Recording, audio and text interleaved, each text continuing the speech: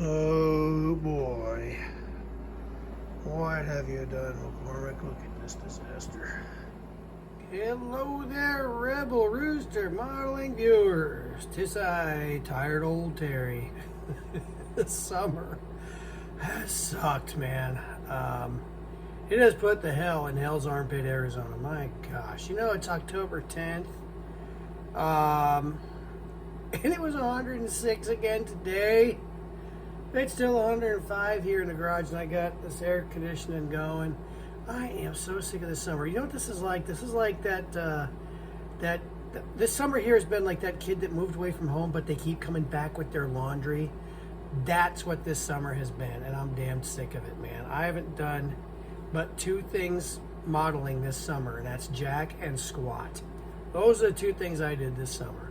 So about 2 weeks ago, I just said enough. I gotta crap something here, you know. So I did a few things. I worked on these Academy.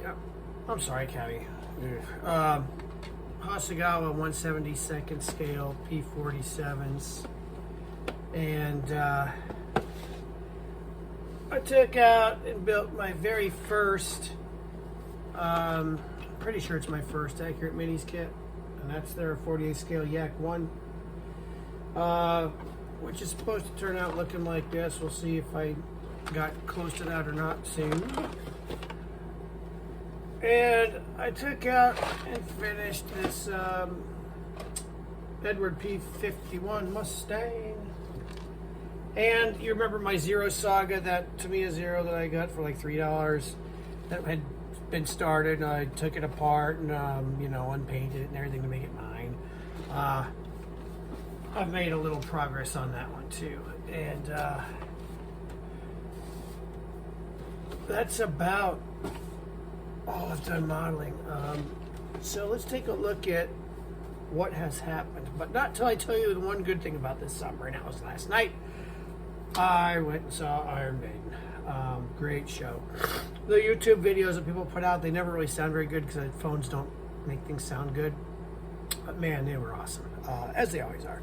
But anyway, let me find my clickety-click here, turn this camera off, and we'll get into it. All right, let's start out with what I am most disappointed in, and that's this Eduard Mustang. Not that it's a bad kit, mind you. In fact, I would go so far as to say it is an excellent kit. I chose to do this one, Carolyn. I had a grandma Carolyn McCormick, my grandmother, good woman, God rest her soul. What I'm disappointed in this thing was the mistake I made in choosing this to be, hang on, close your eyes, I'm going to move the camera and get you seasick here. I started out with this one as the first thing I built after being idle for the better part of 5 months. And this really isn't a model you want to do that with. Let me turn this air conditioning off. I'm going to dread this. But I just need the quiet so you can hear me. But anyway, this is really not a model you want to do as a beginner or to get your shit back together after you've been idle. So here it is, it's done. I took off the clear, you know, that whole thing with their decals having that clear coat that you can remove later to make it look painted on, and it indeed does. But you lose some of your intensity, so the black looks more of a dark gray. And so like when I do something like turn my high intensity lights on, they kind of lose their pop, you know. And I'm filming this without the lights because the way they are, they make the airplane look darker than it actually is. So it's more representative of this. I kept knocking the darn flaps off while I was working on it. I should have waited till the last second to do those. The green isn't very well tapered. In fact, it kind of comes across straight and then comes down. A little bit of overspray there. You know, like I said, this was a catch-up kit more than anything. I ended up not thinking, and I removed by accident the numbers here. Did my best to fake them on, and it looks like garbage, but yeah, try it. Something about this kit though that did kind of, I'm not gonna say disappointed me, just kind of something to look out for you when you build yours, is the gear is very flimsy. I mean, this is very wobbly. The weak point is right here. So what I'm going to do, I still have 2 or 3 more of these. So what I'm going to do is when I go to the model kit swap meet this week, I'm going to see if I could find some metal gear struts for it to replace those with. I could show you the details and do a quick build review on it, but number one, there's a million of those out there. And number two, frankly, they're probably better than this one anyway. But I'll just tell you what I did for the lowdown on the paints and everything. So for the wings, Tamiya LP11 mixed with a touch of AK Extreme Metal White Aluminum. And I shot that with Mr. Leveling Thinner. Actually looks kind of nice. Let me turn the lights off so you can see it there. For the fuselage, I took Mr. Color Plate Silver Next, which is very, very difficult to find. I would say it's extremely hard to find. If you can find it, don't hesitate to get it because it's out of production. I just don't think you're going to get it again. And in my opinion, it is the best metal out there for this type of coloring. Now, it turned out being like Air Museum quality, reflectivity, and shininess. So what I did was I just took a little bit of Tamiya X22, that's their clear gloss, and their X35 semi-clear gloss, and made kind of a satin, and I sprayed that highly thin with Mr. Leveling Thinner to tone it down a little bit, so it still got some reflection and everything, and it looks nice, but it doesn't look extremely shiny and too chromy. Flaps and ailerons, I used the same metal that I used on the fuselage. And what you're going to do, you might make this mistake because I almost did it. You program yourself for silver lacquer paint wings, but it's backwards on the empennage. The horizontal stabilizer is going to be the natural metal, and the elevator is going to be the silver lacquer paint. So watch out for that when you're building it. Let me see. I didn't really find any gotchas on this thing. There's a lot of conversation and contradictions on what to do at the insides, whether it should be silver with chromate ribs or the other way around, some yellow chromate, some green. Arguments over that. So I just, I don't even remember what I did with that, but I do remember I closed up these doors because these doors are usually closed. Sometimes they're open. It just depends on how far the gear's been cycled or if the hide's held or something. Someone with an A&P could probably explain that better than me, but so that's the P51 there. The next thing I did was I took this Accurate Miniatures Yak 1. It's in 48th scale. Here's what it's kind of supposed to look like.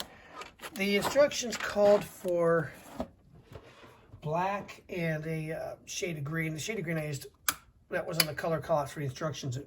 I used that one, but I didn't like black, so I took tire black and used that instead. And I polished the plastic before doing it because I wanted it to be glossy, but I don't like to gloss my paint. I'll add gloss clear to it if I want a glossy finish, but generally when I want it to look glossy and clean, I'll polish the plastic up really nice first, and then it just kind of naturally looks that way with the paint. Not the best job in the world. Again, like I said, this was a catch-up kit from not having built for 5 months, except for that Eduard Mustang, which I came out actually more frustrated. Sorry, I got to drink of my iced tea there. I came out more frustrated after doing that than I was before I started these.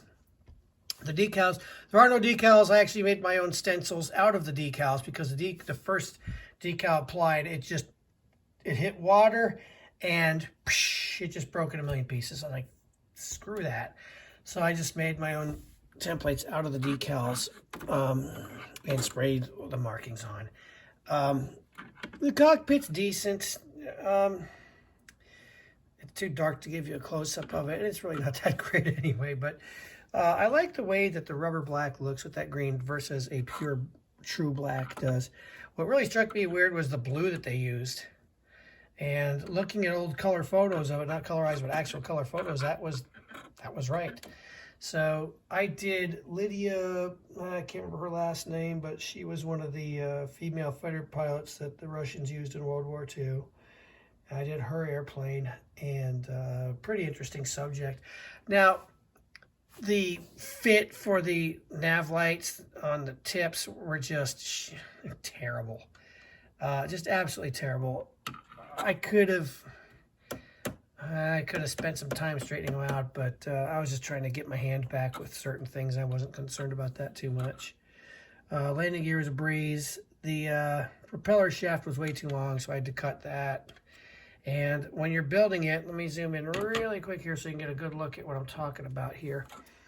The front of this, that's not a gun or a cannon. That's actually a flange piece of metal that attaches. What they did is they took a metal pole, they put it on a motor of some sort, and that spun the propeller to start the engine.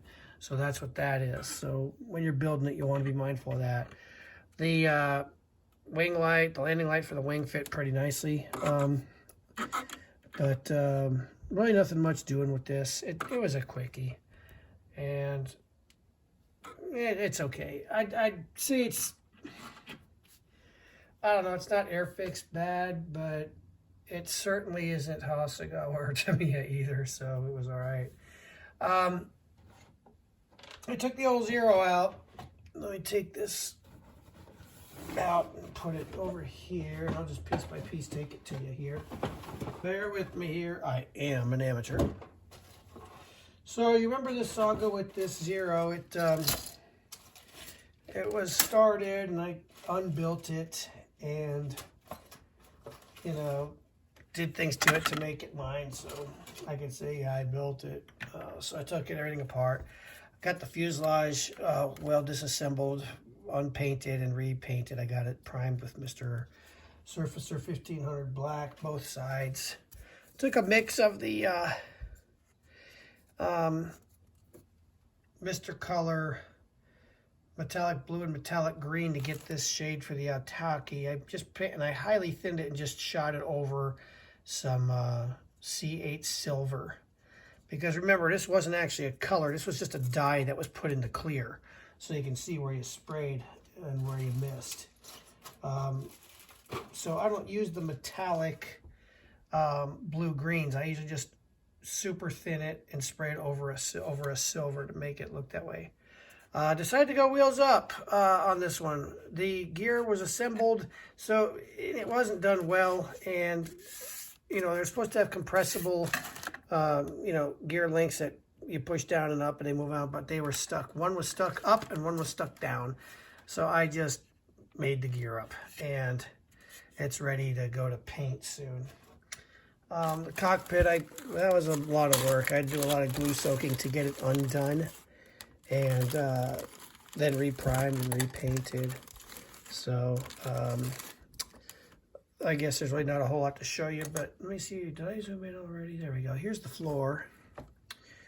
So you can see I reprimed this dark gray. I took a mix of black and gray, Mr. Surfacer 1200, and reshot it with that, and just started the coloring of everything else with the metal and everything there. The seat, I decided to make this a little different color. You got Nakajima interior green and Mitsubishi interior green, and they're pretty different colors. But I just thought it looked cool to make the seat a little different color. So that's what I did with the seat, and there it is.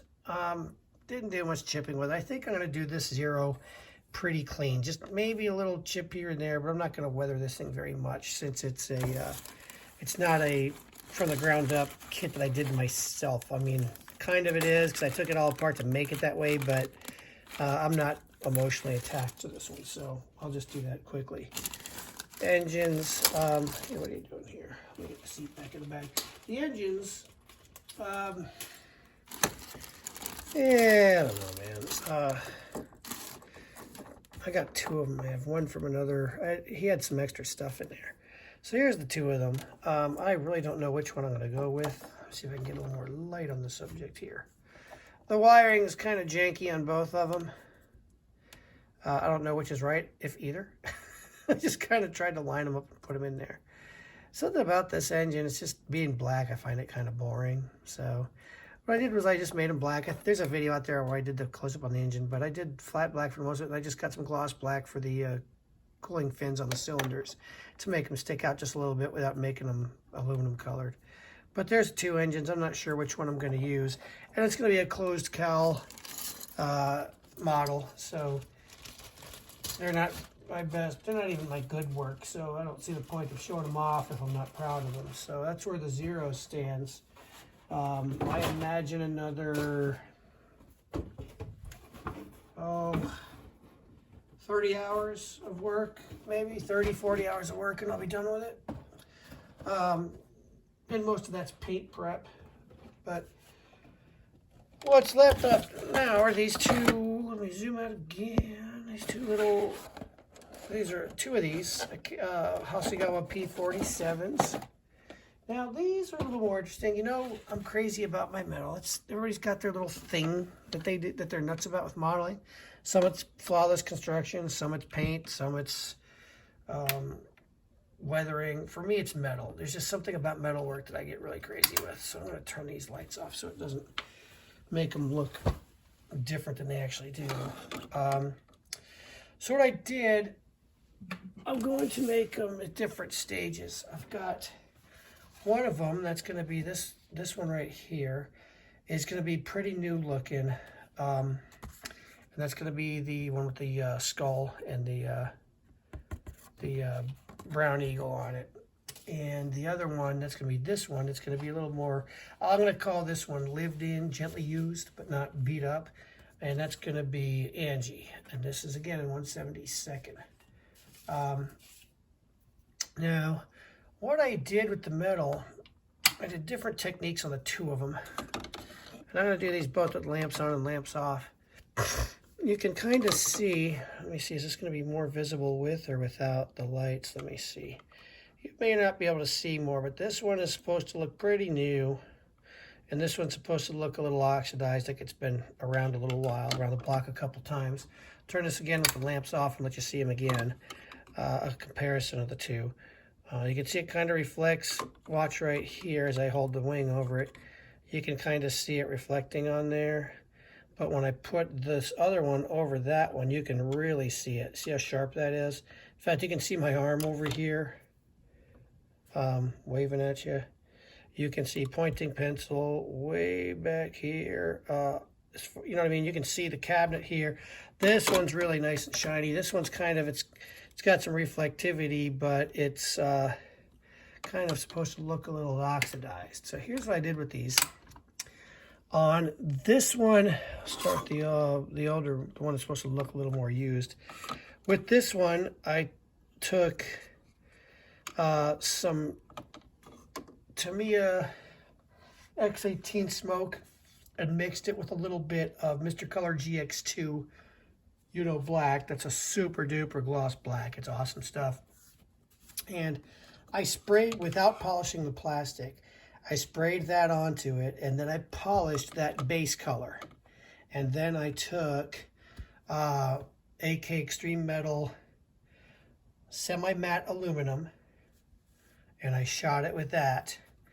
Then I took out the various grades of sanding, did a nice super fine sanding job on it. Then I shot it again lightly with AK Extreme Metal Chrome, sanded that down, and then gave it a pigment rub of Vallejo Dark Steel pigments. And then I just rubbed that nice and hard with a paper towel. So between the two shades of the metal, with the lighter base, it's got not quite so much pop on it. It's reflective, but it's not glaring reflective. It's just kind of looks a little oxidized and used a little bit. Now the other one, I did something a little different. Now with this one, what I did, now here's where you can really see the difference. You see the intensity of the reflection there with the lamps of this one versus this one.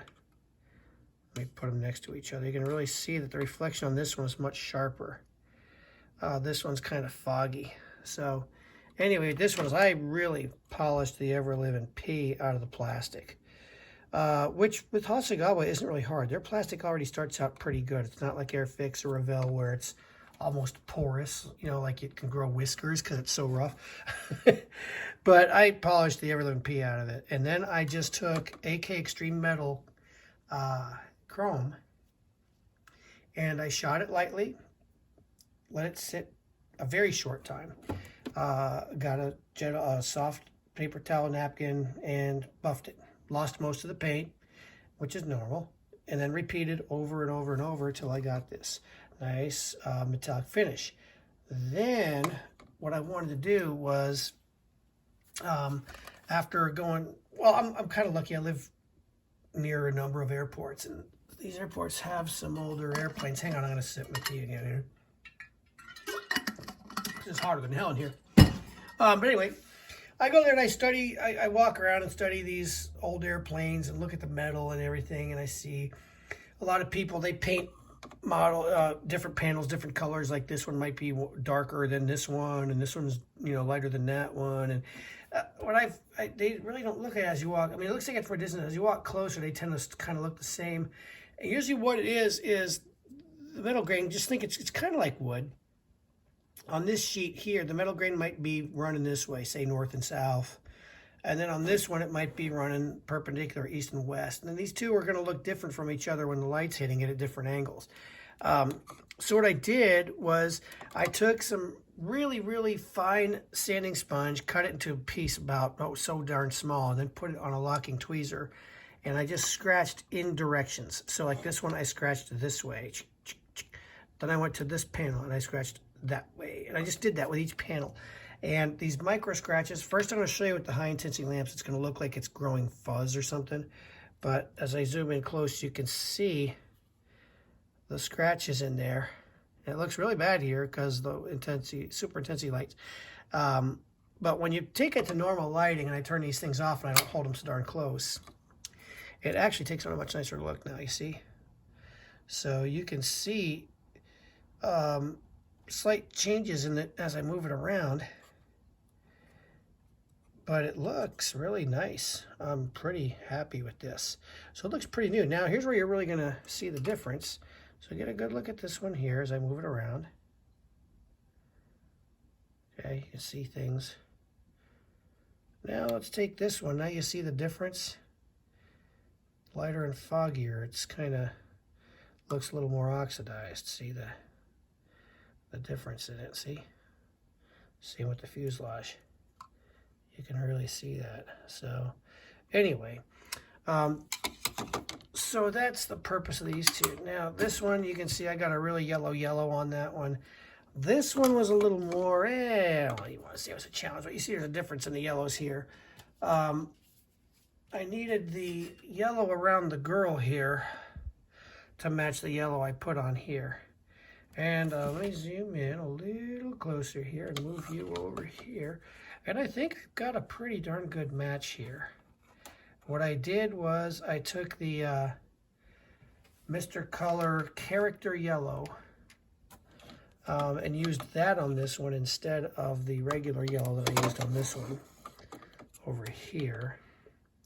So this is the Character Yellow. This is what I also use for my IFF stripes on the Japanese aircraft, World War II Japanese aircraft. And I think I got a pretty darn good match with that and the girl for the airplane. And now my favorite on this sheet, of course, is Big Ass Bird. And I'm going to use that for the Tamiya 172nd Thunderbolt. These two are kind of like the practice runs, if you will.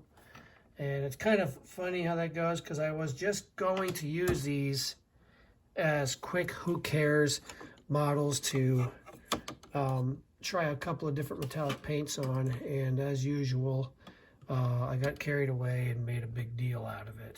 So that's where I am right now with what's being done. let me talk about, after I turn the camera off for a second, what's coming up here. All right, so this is what's going to be next. It's a very old, borderline ancient Hasegawa 1/32 scale P51. Now, the reason I'm using this, doing this one instead of that Tamiya Mustang or that, it kind of pains me to say this, but that really nice Revell 32nd scale Mustang, which actually is quite a nice kit, I gotta say. I'm gonna do this one first. Oops, sorry about the camera. Bear with me, I am an amateur. It's your typical, I'm not gonna do a sprue review, I hate those things. I'm just gonna kind of show you really quick what you're dealing with here. Nice Hasegawa plastic, doesn't need much polishing. This is gonna be lickety split. If you're so inclined, it does have gun belts and stuff, but if the wing ports, if these wing doors do fit nicely, I'm just going to do the wings closed. I really don't like displaying those things when they're low quality like this, but this is just going to be, you can see it's got a little bit of an engine here, which I may or may not build. This is just a very basic bare knuckles model, nothing impressive, but what I'm going to do with it is I'm going to use the Mr. Color Super Metallics on it and mess with those a little more. I've got them. I've had them quite some time, to be honest with you. I just haven't been a big fan of them because they look nice, but they really don't look that metallic. I really like the AK Extreme Metals, which is what I'm using on these things, and the I especially like the Mr.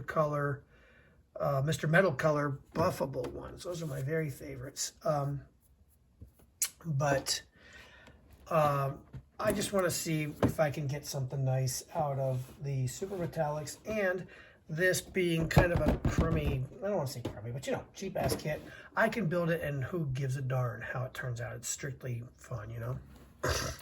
By then, I think I'll have my hand back, you know, with airbrushing and building, and I'll be back up to snuff before this big hiatus occurred.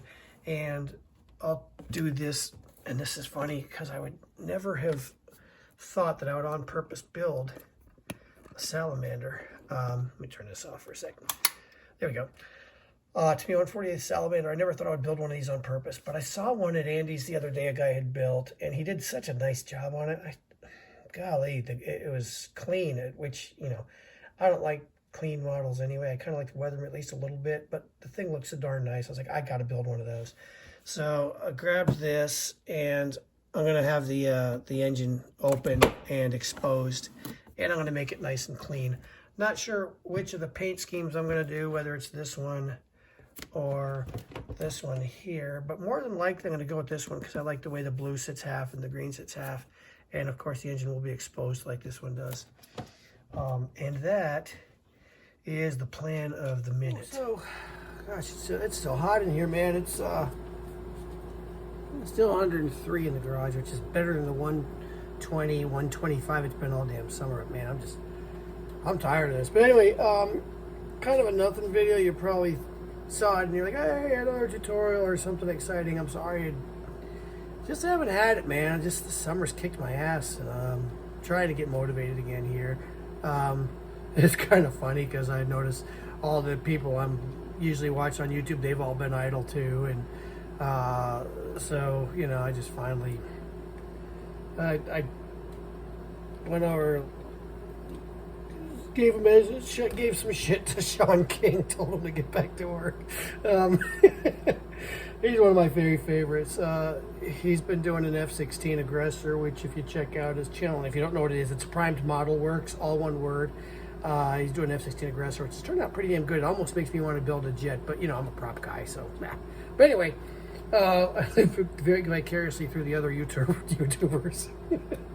But everybody's been idle. It's just been a crappy summer for everybody, I guess. But trying to crank up the motor here and get back to work for you guys. Two people asked for a workshop tour. You know, it's just my stupid garage with my little building corner and everything. I might do that for you. I might do that soon. I'm trying to get a better layout.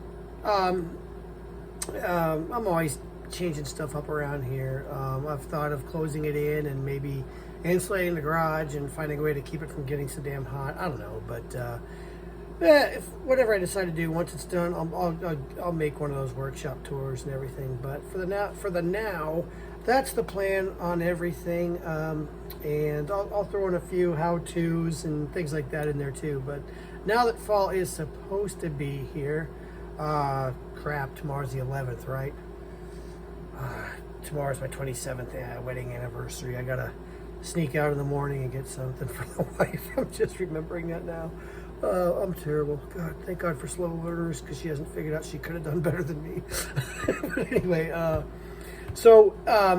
it's fall supposedly here, so I'll get more busy as it cools off out here and I get more work done. So anyway, thanks for tuning in. I'll see you guys later on, and happy modeling. God bless.